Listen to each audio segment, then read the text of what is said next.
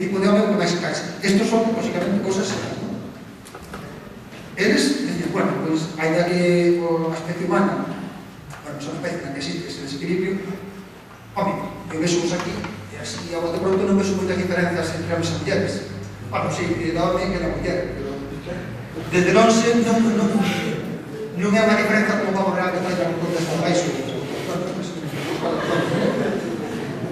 E as investigadores sorprendeules. E fixeronse sobre todo na cara, porque a cara é un pouco a nosa porta ao mundo. E dicían, bueno, se as mulleres cada vez escollen machos máis poderosos e máis viris, a cara dos machos, o sea, se un macho ten unha cara con faccións moi marcadas, non? Que diferencia con o mundo. E a lógica indicaba que as caras masculinas e femininas se diferenciasen muitísimo. O sea, se fosen caras totalmente diferentes, non? Entre unha especie e outra. Entre machos diferentes, pero non por eso.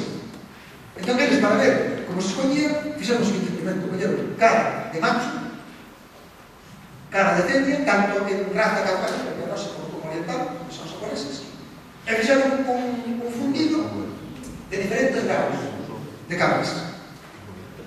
Unha vez que puxeron as fotos, cortaron cada cara,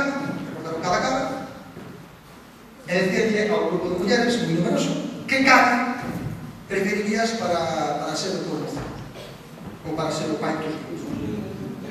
En principio, os investigadores esperaban que escollesen a dos machos puros, pero non, resultou que as mulleres, sorprendentemente, se quedaban coa cara intermedia, nun 30%, 25% de feminización na cara.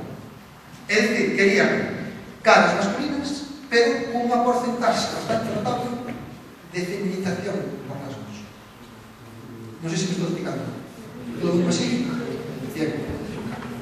Esto dá a solución ao misterio. A femia vai cizelando o tipo de home que queda. Vai cizelando a evolución dos machos da nosa especie ao longo da historia.